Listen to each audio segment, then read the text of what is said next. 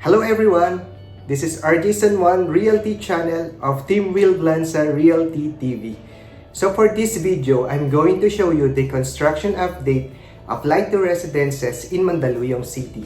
So kung na-miss out nyo yung presentation namin regarding Light to Residences, nilagay ko sa description below. So enjoy the video guys!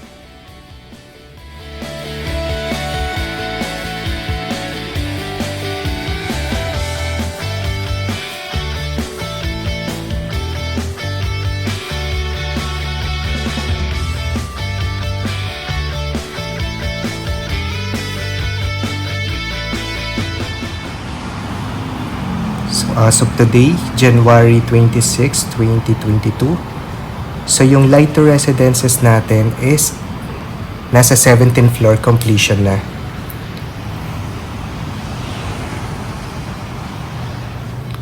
So this is the view from MRT station, Boni MRT.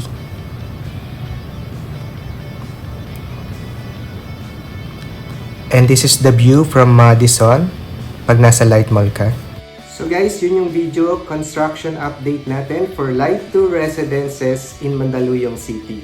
So kung na-enjoy nyo yung video at gusto nyo pa ng maraming video like this, please like, share, and subscribe to my channel, RJ Realty channel.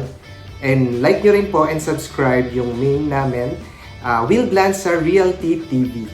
So guys, for more details, trippings, and reservations, and online transactions, please contact me to this number.